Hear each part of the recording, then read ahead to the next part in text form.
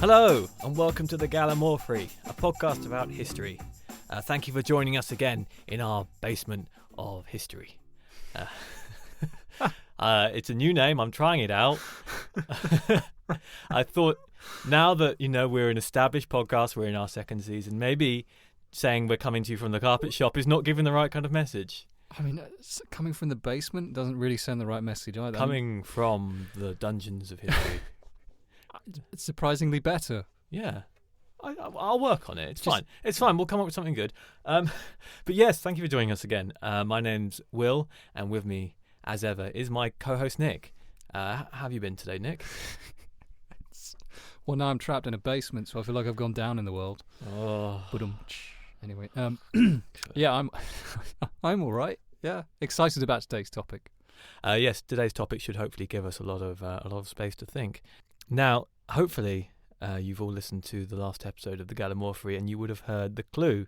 For anyone who hasn't already, what are we talking about today, Nick? So today we're going to be talking about the moment when humanity realised it wasn't the centre of the universe. This is quite a big topic, and there's lots of players involved, and it spans several thousand years. Why don't we give the topic a bit of background? So, for a very long time, since the very dawn of peoplekind, we've sort of tilted our heads up towards the sky and, aside from moaning about the weather, looked to the stars for guidance. And that's kind of what astronomy and astrology come from. It's kind of us looking up into the sky for answers to things, in the same way we look to the Bible and the Quran and all the other books for, a guiding example to live our lives. This fixation has led to religions, crop growing guides, navigation tools, even pointless personality charts. Typical Cancerian thing to say. Shut up, Gemini. Are you a Gemini? I don't know. What am I? I don't know. Answers on a postcard, please. What is my star sign? What are you, April? Yeah, 20. No. I'm giving this credence, sorry. Anyway, for centuries looking up, pondering on our grand place in everything. And being humans, modest as we are, we initially placed ourselves at the centre of it all. Yes, so in typical human fashion, we decided that whatever it was that was going on up there, we were obviously the centre of it all. And this kind of went along for a fair number of centuries until around the sort of medieval ages, specifically around the sort of 14 to 1500s. People started to, maybe reconsider a lot of things, and the world was kind of turned upside down by one amazing Polish fellow called Nicholas Copernicus. Great first name there, really strong, powerful name. Yeah, especially like the spelling. The correct way to spell it, you might say, with the U and no H's. We don't want any of that. Did he have an H? I don't know. But you've done your research. I like it. He literally. What are we doing again? He literally came along and turned the world upside down and moved it to the left a bit as well. In one of the biggest scientific hoo-has ever. But yes, we'll come back to Copernicus later because there's a lot of backstory to get through before we get to him. Good place to start is probably the beginning, by which I mean the very beginning of recorded human history. Oh, thank God. We could go all the way back to the Big Bang. In the beginning, no. You'll have to wait for the episode on Genesis for that one, I suppose. As in the band, or? Yes. Phil Collins? Yeah, well, you give it away now. Yes, so thousands of years before the invention of the telescope, ancient humans looked up to the night sky and wondered just what was it they were gazing at. And then in typical human fashion, they decided that whatever it was, they were almost definitely at the centre of it all. Ancient people observed the movement of the stars and planets across the sky and began to notice patterns. And it wasn't long before these patterns were being used to predict the seasons, to tell the time, to navigate the Earth. But the objects themselves remained a mystery, often being attributed to gods or spirits, which isn't really that surprising when you consider that some of the earliest astronomers were also priests. Well, yes, priests were often the most sort of learned individuals, and because, they had the time, really. I mean, they weren't going around chasing women, drinking beer. They were just sitting in their rooms, looking up at the stars, hoping God would, answer back one day. It's how I spend my Sunday afternoon. Maybe, have you thought about a hobby? Other than carpets? I might miss the call if I have a hobby. It'd be very disappointing, wouldn't it? Mm. But yes, we often think of astronomy as being quite a modern science, but we can actually there's actually evidence going back over 32,000 years of humans drawing images of the night sky, and specifically certain stars and constellations. So essentially in early history of astronomy, it was formulated in part mainly by the Mesopotamians, who viewed the sky as a celestial sphere. They sort of looked at the sky and the stars and they put them into shapes of constellations. And basically all these stars moved around the celestial spheres on different circles. And the Greeks advanced on this, seeing the movement of heavenly bodies, and developed models of the universe based on the calculations that they picked up. Staying on the topic of Mesopotamia, one of the first civilizations to recognize that all this going on in the sky was periodical was the Babylonians. As things move across the sky, they seem to do it in a sort of a regular cyclical motion. And they could then use that to predict Earth-based phenomena such as tides and seasons. Now, we now know that tides are controlled by the movement of the moon, and we know seasons are the movement of the Earth. No one can see this, but he's acting out the movement of the planets with his hands. It's quite soothing. It's good. But it's like he's making a small pot on a wheel. My little idiotic gesture is at least more advanced than human knowledge of planetary orbits for most of human history. So I am taking that one as a win. So the Babylonians were incredibly intelligent fellows. They developed an advanced arithmetic system. As a consequence, something called and this is way beyond my knowledge of mathematics and geometry, because I have a bit of maths blindness if I'm being honest. The sexy star chart. The sexagesimal system of notation. Oh, you. Oh, yes, me. Something actually some people still use today, and it helped immensely when trying to understand that movement of heavenly bodies, which you so well articulated with your fingers just a second ago. Exactly, and they also had that the number one hit in the 90s, Spaceman. If you remember that one? Yes. Would you want me to sing it to you? Make me over the moon. No, we'll get a copyright strike. But of course, to understand and try and plot the movement of things above in the skies, we have to have a basic understanding of what the shape of those things are, and particularly what the shape of the Earth is. So one of the most interesting things is we pretty much knew from the start that the Earth was not flat. So as far back as the 6th century BCE, a smart chap called Pythagoras stated that the Earth was spherical, a view which eventually spread throughout the Greek world and beyond, which is strange because you would have thought he'd have gone with some kind of triangle shape, what with his background.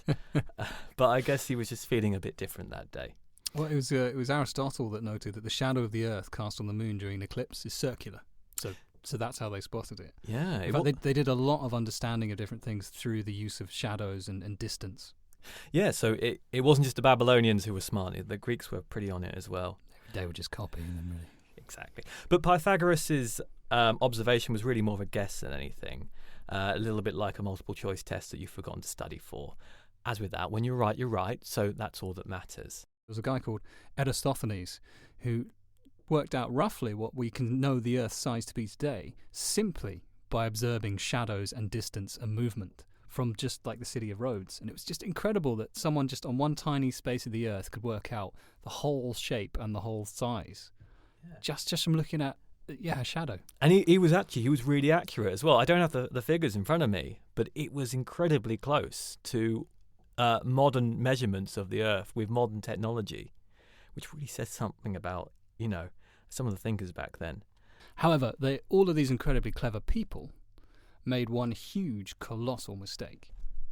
So, for many, many centuries, until our friend Copernicus, who we'll get to later, came along, there was something called the geocentric model of the universe, which placed the Earth at the center of everything. And the Greeks, the Babylonians, the Egyptians, lots of different societies had this idea that the Earth was a heavenly sphere sitting at the center of everything. And it was stationary. And all other matter around it was confined to other spheres that were concentric and rotating. So everything was moving around in circles in uniform harmony. Of course, this model was incredibly flawed because you couldn't account for the way things moved at the different speeds, because if they were all moving in uniform circular motion, they'd stay the same distance and the same speed consistently, but they didn't. Yeah. Going back a bit, actually, this might be interesting to anyone who's read the Discworld books. So before we realised the Earth was round, and Just to reiterate, we have known the Earth was round for the vast majority of human history. Written human history. But before, there were some quite strange theories about the shape of the Earth. Most ancient civilizations actually believed that the world was a flat plane or disk, a sort of coaster shape, I suppose. Often it was floating in the middle of a vast ocean. Quite what was beyond this ocean, I guess they didn't really get around to deciding about. But the ancient Norse also believed that the world was a flat disk floating in an ocean. But in typical Norse style, they believed that ocean had a massive snake in it. Which sounds more fun, you know? Well, not if you meet the snake. No, you don't want to meet the snake. Do you want to know his name? Was it Snakey McSnake? Oh, it'd be a good name, wouldn't it? It would be a great name. No, I thought I'd get the first mispronunciation out of the way. The snake's name was Jormungandr. Just rolls off the tongue, doesn't it? Was that his first name, or did he have a last name? No, that was his name. He was just a big snake. It's pretty cool, isn't it? And not wanting to be outdone, the ancient Chinese decided that the Earth was also flat, but they believed it was square, like a giant Ritz cracker. This was actually, quite embarrassingly, a belief which endured in China till the 17th century. Do they sell Ritz crackers in China? I don't know. It'd be nice, wouldn't it? A big Ritz cracker. You'd make a packet, wouldn't you? Yeah. Oh, no. It really took the biscuit. It's all crumbling now, isn't it? Oh, no. But that's just... Yes. Moving swiftly back to the understanding of different astronomical ideas. So, like many sciences, astronomy was a process of someone coming with an idea and then someone coming along and sort of tinkering with it, trying to improve upon it and trying to explain things that the other person either couldn't explain or just couldn't be asked to explain. So around 200 BC, you have this Greek scientist called Apollonius who developed two tools to sort of understand the movement of the planets. As we've said, one of these tools was that he placed planets on a circle that moved around the Earth. But because the Earth was eccentric, which means slightly off-centre, in this circle, the speeds of the other planets they observed varied. So when a planet got closer to the Earth, it moved faster. So they were trying to understand how the movements in the sky were related to where the Earth was. And because they had placed the Earth at the centre, it made understanding the movements of everything else a lot more difficult. So really they'd kind of painted themselves into a corner when they decided that the Earth must be the dead centre of the universe. The other tool that Apollonius created was something called an epicycle, which meant that some planets were located on little circles whose centre was carried around the Earth on a different circle. So basically there's all these bunch of different circles moving around. And they didn't really have a concept of what space was, so space to them was partially solid. They were sort of big spheres, and these objects were embedded in it. It's a bit like a giant nesting doll. Ever since Aristotle propagated the idea that the heavens were all arranged in these spheres, concentric with the Earth, all moving in uniform circular motion, everyone else went along with it too. So the heavens rotate uniformly around the Earth. Apollonius and Hipparchus, who were also two Greek astronomers, introduced the idea of eccentrics and epicycles, where planets sort of moved independent of the Earth. So they didn't necessarily have to orbit around the Earth, but they have to orbit around the cycle of the Earth, if that makes sense. So you have all these people coming up with lots of complicated ideas to try and explain all the gaps and flaws in the previous person's complicated ideas. And that kind of culminates in the emergence of one man who would have the system named after him, of what would come to be the system of trying to understand the Earth's place in the universe for at least 600 to 700 years. And that was Gary Geocentric. That's right. His name was Ptolemy, spelt with a P. Like pterodactyl. I learned that this week. That's quite clever, and I don't think you've realised that. Yeah, Ptolemy, like pterodactyl. Oh, okay. So Ptolemy took all of the Greeks' work and took it one step further, because he proposed that planets generated different orbits around things due to the epicycles. And all of his work ended up in something called the Almagest, which was a book compiled by Ptolemy and is considered the Bible of astronomy, or was considered until, it was proved to be a bunch of absolute nonsense. 3 centuries separated him from Greek astronomers like Hipparchus. But it contains all the sort of movements of the sun and the stars that they all sort of combined over the centuries, and it contains over 1,000 thick stars arranged in 48 constellations, which is just incredible when you think about, they didn't really have all the high-powered telescopes and all the fancy gadgetry that we have. While being one of the most influential scientific texts of its time, The Almagest did sadly fall quite short when it came to its description of the makeup of the universe, as we'll later find out.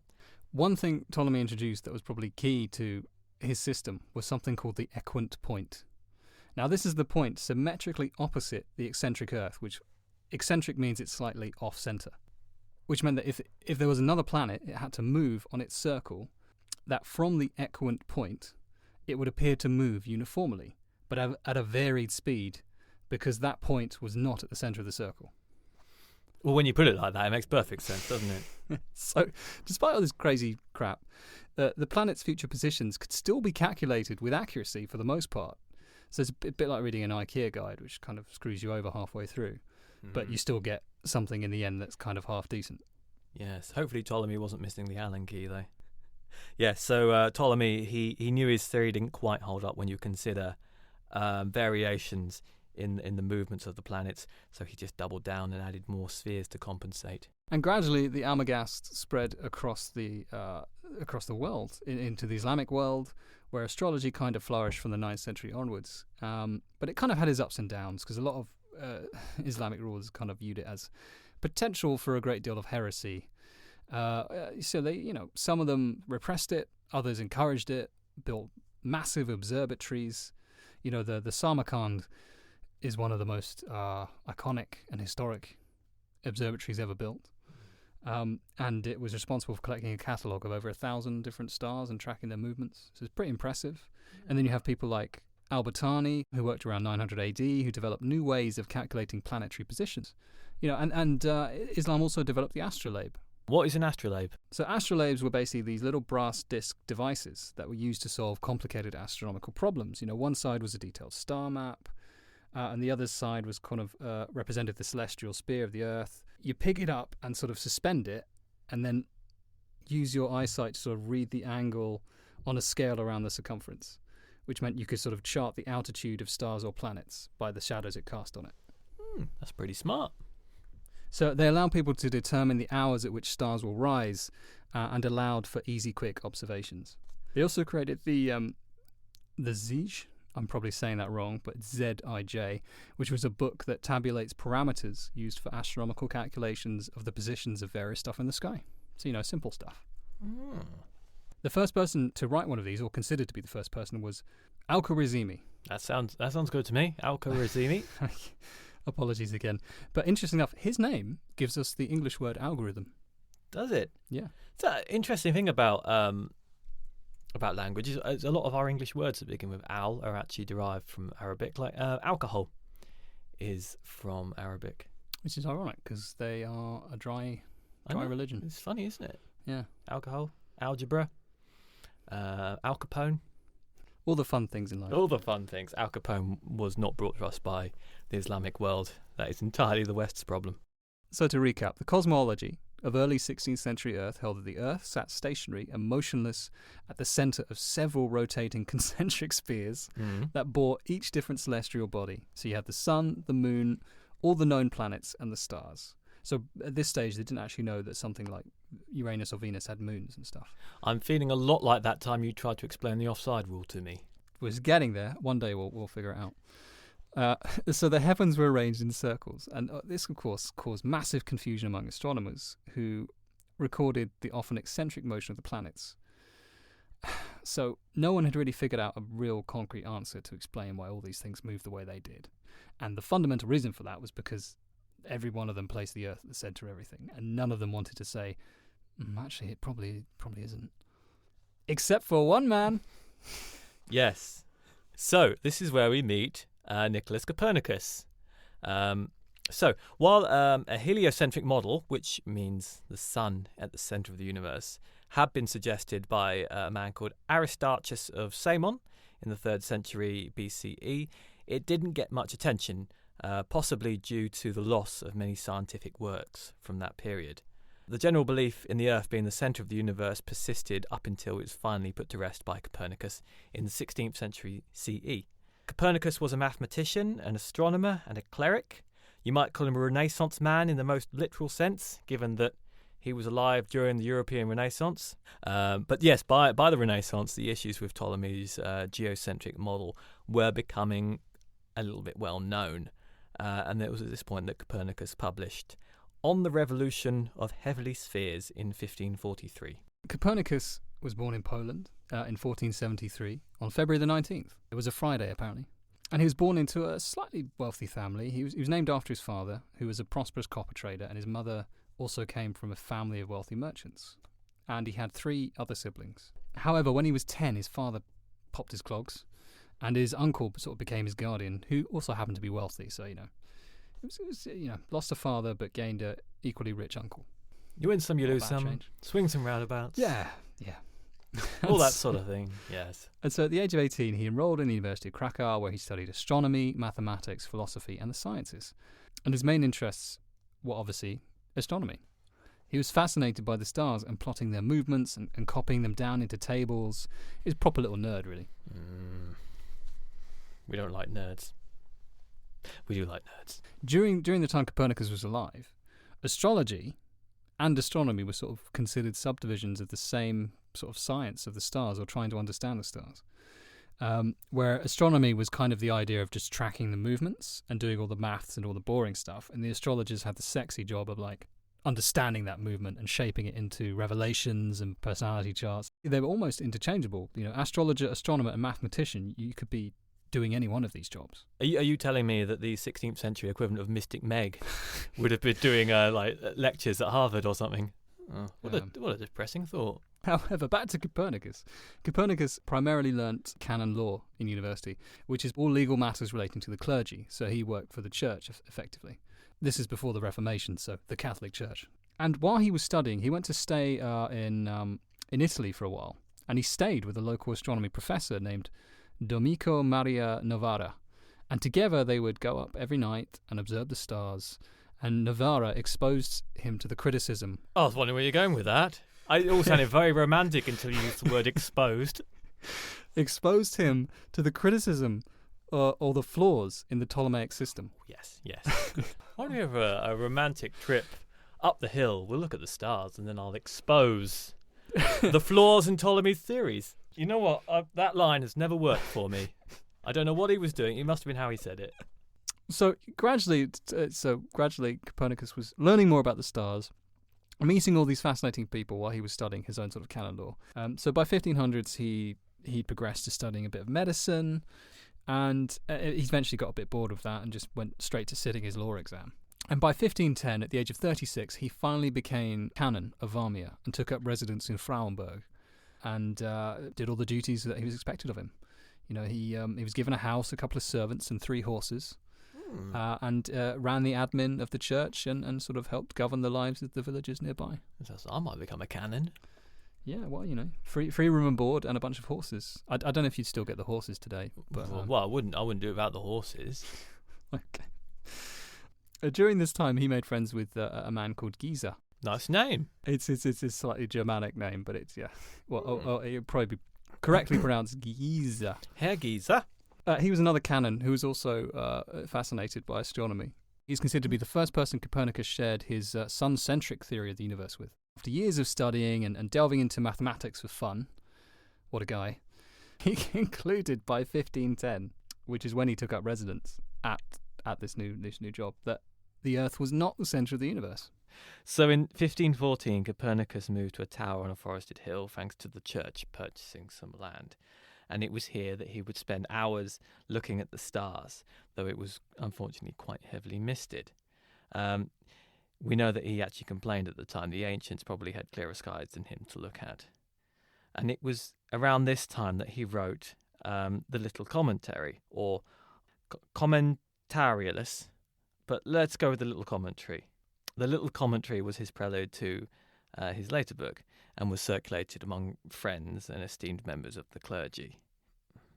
And it was in the little commentary that Copernicus mentions the 3 kinds of ways that he observed the Earth spinning. So the first was the Earth moving around the sun on a yearly basis.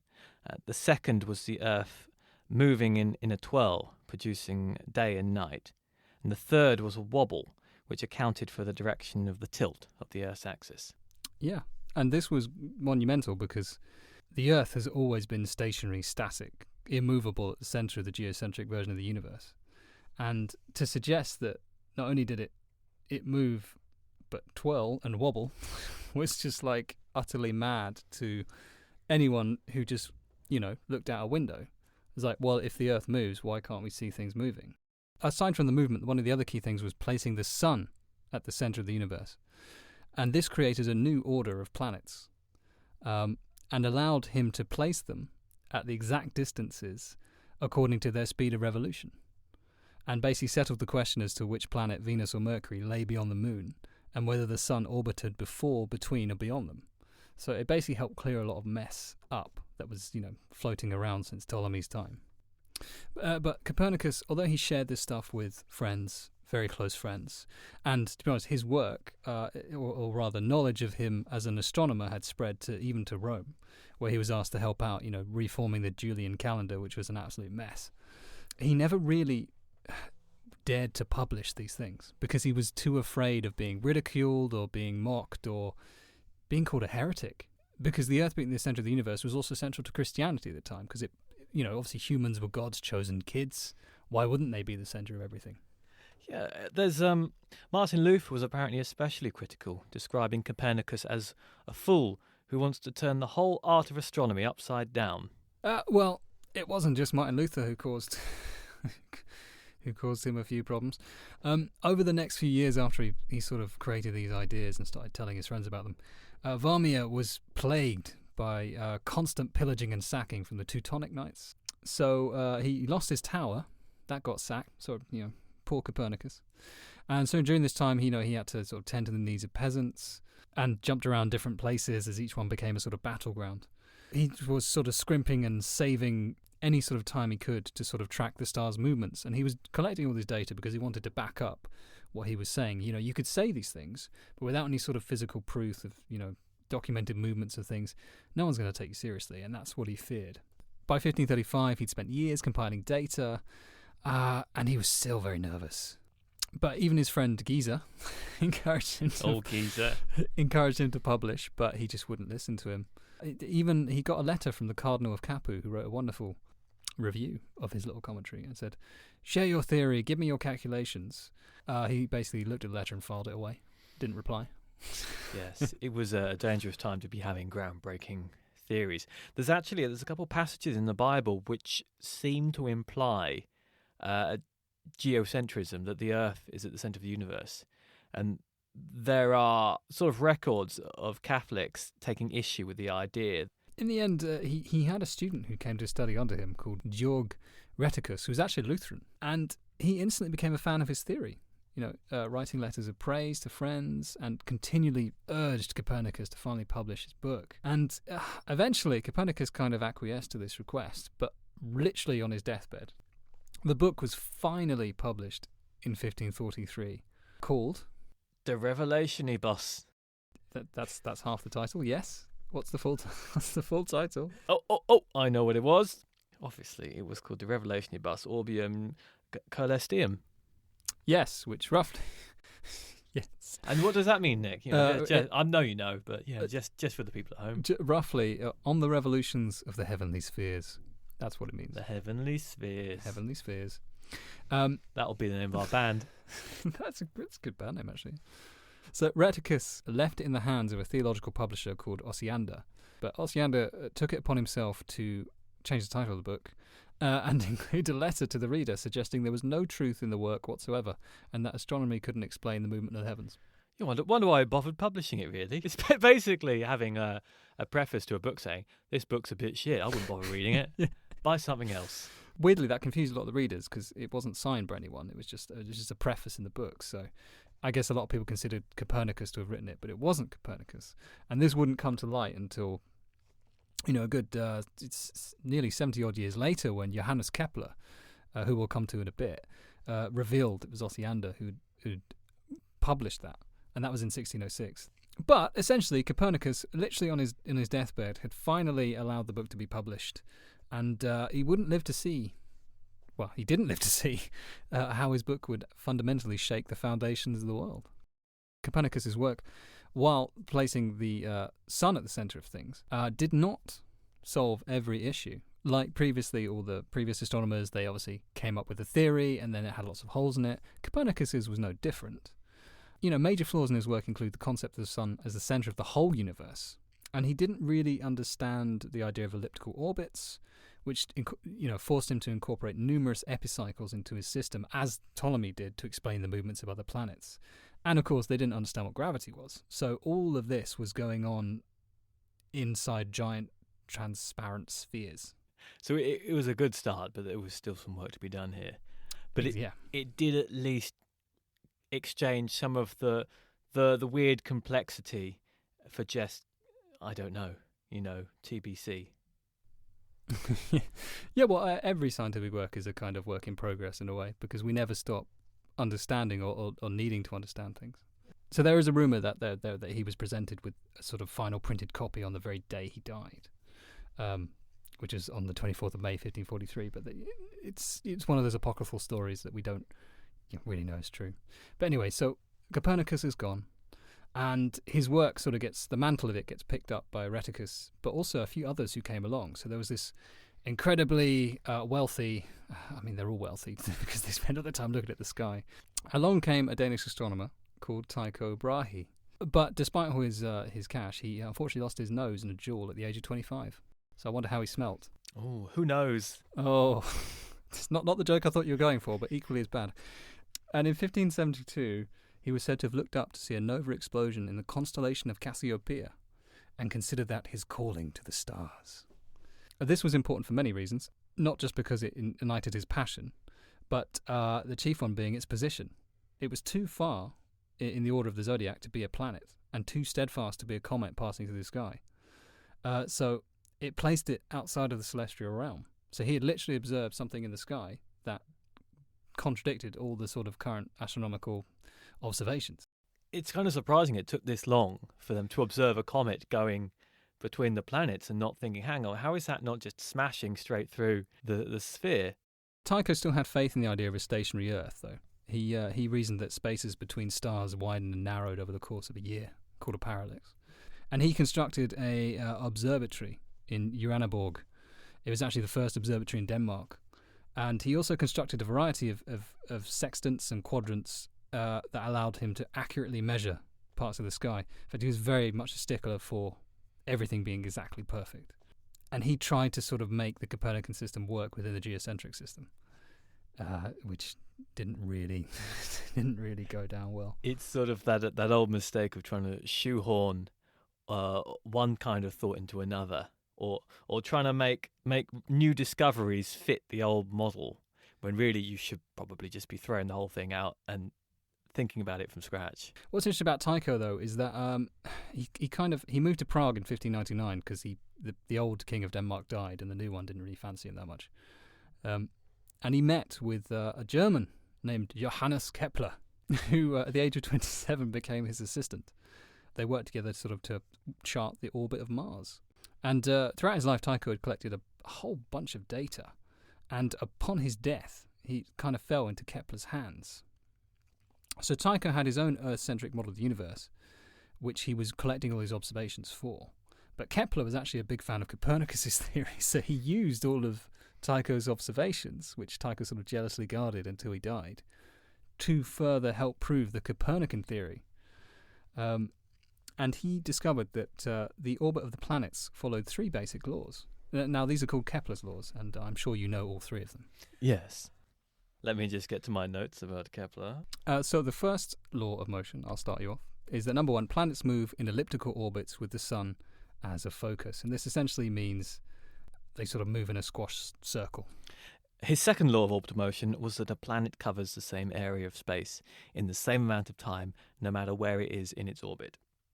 Well done. And the third one is a planet's orbital period is proportional to the size of its orbit. So depending on its size, it will change the shape of how long it takes to orbit something. So Kepler's discovery that the planets orbit in ellipses would actually later be used to explain how it is that the planets appear to change speed as they orbit. So they'll increase in speed as they approach the sun and slow down as they move away from the sun. It's out of this world, isn't it?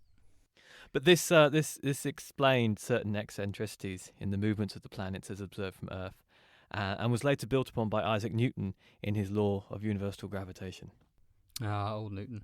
It's amazing to think gravity took so long to figure out, but then again, there are so many things that I would never be able to figure out. It's like, I mean, gravity must seem like such an obvious thing that you actually have to really think about it to actually notice it, because it's so normalized, Our whole lives, gravity is there, and we can't see it, we can't touch it. You just kind of, know? It's a bit like your eyes blocking out the vision of your nose on your face. Yes, it is just like that. Unless you're, who was the chap who lost his nose? Unless you're Tycho. Unless you're Tycho. He lost his nose. Maybe that's why he was so precise at everything, yes. because he no longer had a nose weighing him down. He didn't have the nose getting in the way, distracting him. Yeah. Then along comes a slightly more famous figure that people probably associate more with astronomy, and that's Galileo. Yeah, so Galileo Galilei is not just that guy that Freddie Mercury used to sing about. He was also an Italian astronomer, physicist and engineer. He is often referred to as the father of observational astronomy. Galileo played a huge part in establishing the heliocentric model of the universe as established by so many people before him. And weirdly, Galileo, so you have this sort of, from Copernicus onwards, you have this sort of chain of people who kind of know each other and live more or less around the similar time. So you obviously had Copernicus, then you had Tycho, then Kepler. And Kepler actually corresponded with Galileo. So they were all sort of like some weird Copernicus fan club. But interestingly, one of the positive things about the astronomy collaboration was that Kepler was a Lutheran, and Rheticus was a Lutheran, but Copernicus was a Catholic and Galileo was a Catholic. So it's nice to see the sort of interchange of ideas was not prohibited by the fact that they were following, albeit in my view, largely the same religion, but one's with bells and whistles and the others without. They were supposed to hate each other, but they worked quite well. Galileo, I think, is quite well associated with his telescopes. He was one of the most notable early users of telescopes, even though they'd been around a while before he got round to it. But it was through his use of the telescope that Galileo made several observations which kind of really shook up the way that people thought about how the universe worked. And one of these was when he noticed the moons of Jupiter, which came to be known as the Galilean moons. But the thing about it was he noticed that the moons were orbiting Jupiter. He could see the cracks in the model forming, and this was one of the things which really made that evident. And one of the other things was he also looked at the moon and discovered that it wasn't smooth as people thought. It was covered in craters and pits and was a bit rough looking actually. But one of the other things was Venus, one of the brightest celestial objects in the sky, other than the sun and the moon. And his observations managed to chart different phases through which he was able to show that Copernicus was right, that Venus moved around the sun. He was also one of the first to make out the band of stars across the sky that would later become known as the Milky Way. And later on, Immanuel Kant would go on to build upon this and speculate that the Milky Way was in fact a huge rotating body of stars, which we now know it is. But again, it just it doesn't work with the spheres. It's also a delicious chocolate bar. It is a delicious chocolate bar. You never see them anymore, do you? I've not seen one in a very long time. You don't. And what happened to the adverts with the cowboy as well? You don't see those anymore, do you? That's the Milky Bar. That's the Milky Bar. Get it right. I've been in this basement too long. So all of this was happening around the sort of early 1600s. As you mentioned earlier, there was a lot of consternation around Copernicus' theory from different religious bodies because it obviously challenged a lot of what the Bible was saying. And it, in particular, Pope Paul III. Pope Paul? Pope Paul III, yes. Something about I just find that funny. Pope Paul. Paul. Who's Paul? Sorry, carry on. So Pope Paul III in 1542 had created the Inquisition in response to Lutheranism. But gradually the Inquisition had grown to sort of become this catch-all process where anything which could be deemed possible heresy was immediately pounced on, repressed, tortured. So funny enough, if we're going back a bit actually to when Copernicus' book was published, it was actually passed to the Pope, but he didn't read it. And it went through a few people before sort of landing at the feet of this friar called Giovanni Maria Tolosani, who immediately denounced it as stupidity personified. Fair enough. Glowing review, just have that on the back. Stupidity personified. I think that's what one of our reviews says. Yes. And it's accurate. But weirdly, the book didn't end up on the heretical list. However, Rheticus, who was a Lutheran, and obviously friend of Copernicus, some of his works did find their way onto the prohibited books list in 1559. But essentially, it managed to dodge the heretical list for a number of years. Galileo went so far as to write a detailed, emphasized defense where he sort of tried to explain Joshua in the Bible's explanation of the movement of the planets, where he was saying, yeah, what he was saying wasn't exactly literal. It's like open to interpretation, man. Ooh, those are risky words there. Yeah. Which, of course, technically he wasn't allowed to do because to interpret the meaning was the job of the church, not the job of some poncy astronomer. And on the February the 23rd in 1616, there was a vote taken on the Copernican system after Galileo had made quite a fuss about it, and duly condemned it as heretical. Way 1-0 to the church. Yay! Good job, church. However, it wasn't banned. Funnily enough, it was suspended until it could be corrected. Many thanks to its usefulness in helping to reform the calendar and help create the Gregorian calendar, which is what we still use today, to be honest. So they just picked the bits they liked and just rejected all the bits they were uncomfortable with. Yeah, and what's even funnier is that the church didn't, but obviously they didn't ban it. They then instructed whoever owned the book to revise it themselves. It's a bit like when you get those sort of excerpts of the North Korean news, and it's just like, oh, everything went well today. Don't need to worry. It's all good. I just like the idea that if you own the book, you say, oh, it's a change. I have to go through, I have to cross this bit out. Yeah. And then it remained on the sort of list of books to be revised until 1758, when it was sort of quietly removed, a bit like most government policies these days, when it's sort of quietly shuffled off when there's not much fanfare around. So really, around Galileo's time, if you were smart, you were starting to consider the Copernican theory the correct theory, and then by the 17 to 1800s, it was the accepted theory. One of the other funny things about Galileo is, after 1616, Galileo was urged to end all teaching in relation to the Copernican system. And then in 1624, a new pope was appointed and encouraged him to write a side-by-side comparison of the two models, the geocentric and the heliocentric. And then he published it in 1632 and was immediately condemned for heresy. So it's kind of like set him up to fail. It's like ridiculous. I think Galileo annoyed someone. He was a very forthright individual. So, and then obviously 1687 you have Newton putting the final nail in the coffin for the geocentric view when he explained why the planets moved as they did, thanks to something called gravity. The Principia, published in 1687, outlined Newton's laws of gravity, where the sun was assigned as the physical cause of planetary motion. At this point, rather controversially, we've kind of established that the Earth is not the centre of the universe, and we're now looking at maybe the sun is the centre of the universe. But that's not really the end of it. So later on, we find William Herschel in the sort of late 18th, early 19th century, and he was a British astronomer.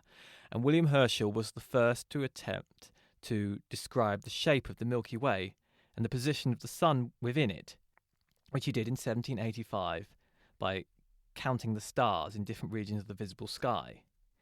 And this just sort of further expands it. It's no longer are we just looking at the solar system and this sort of fixed sphere of kind of stars on the outside. We're actually saying, no, actually the solar system is part of a galaxy. He also incidentally discovered Uranus, which he initially thought was a comet. Is Uranus really better than Uranus? You can either sound a bit like an ass or you can sound a bit like piss. It's a tough call, isn't it? Though he could have saved us all a lot of bother, because he did originally want to name it after King George III, which I think Georgium Sidus he was going to go for, which... Georgia, why not just George? Why not? Look, there's George. Yeah, George the planet would be better, wouldn't it? But I don't know.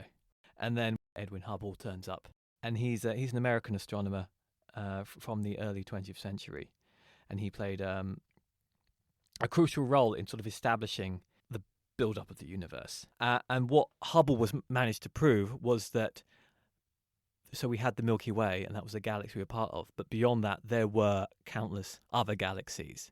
So we're just moving the scale out and out and out, and every single time the Earth is becoming less and less significant. We're just one of many planets in a solar system of many, in a galaxy of many, and then a universe of many, many galaxies. That's interesting, because psychologically you can take that one of two ways. The first one being, oh, we mean nothing. We are insignificant. Or you could take it the other way, like, wow, in all this vastness of space, we're here, we're surviving, we're existing. as you say, space is vast, and somehow sort of life has formed on this little insignificant, tiny little planet. And I think that is more amazing than imagining a universe that's built especially for humans, and we've just been dropped right in the centre of it.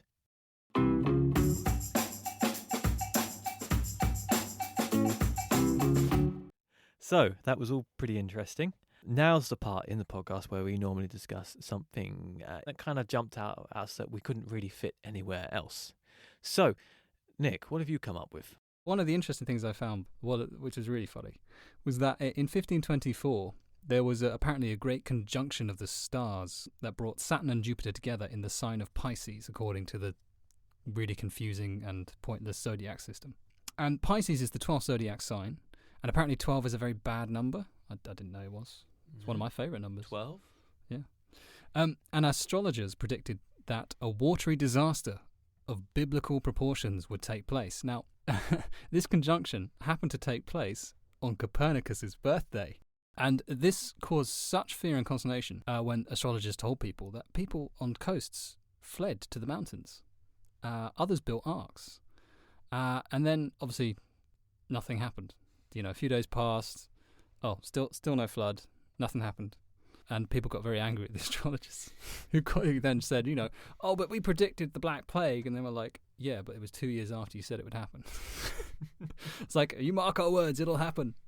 And then they tried to blame it on Lutheranism, that came about a few years later. But anyway, what is your fact? So we mentioned earlier that some of the first astronomers were the Mesopotamians back in the 3200 BCE. And the Mesopotamian astronomers came up with a system of counting which was based on the number 60. And this method of counting was eventually picked up by an Islamic scholar called al-Biruni. And he was the one who first subdivided the hour into minutes, which was from the Latin term for first small part, seconds, and thirds and fourths, which clearly we don't use anymore. And he divided them into 60. So basically our current modern method of tracking time, it goes back thousands of years to Mesopotamian astronomers. If it ain't broke, don't fix it. No, it's fine, yeah.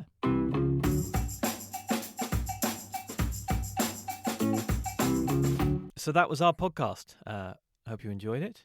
How did you find it, Nick? Did you find it interesting? Interesting, but also brutal in the amount of arithmetic I had to go through. It's a tough subject, isn't it? It's a bit like when we did radio, and when science starts to creep in. I mean, that's fine. That's just people. Endless amounts of people with moustaches going, oh, this works this way. But this was all about shapes and angles and movements. And also these guys, they were definitely more into beards than moustaches. I mean, these guys did maths for fun.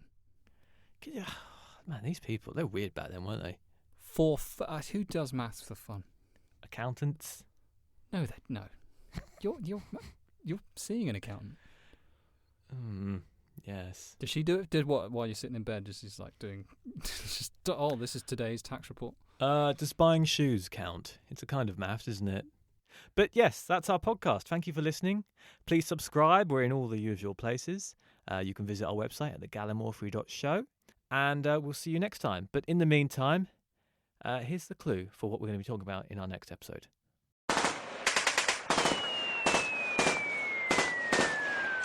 War. War never changes. Gentlemen, you can't fight in here. This is the war room.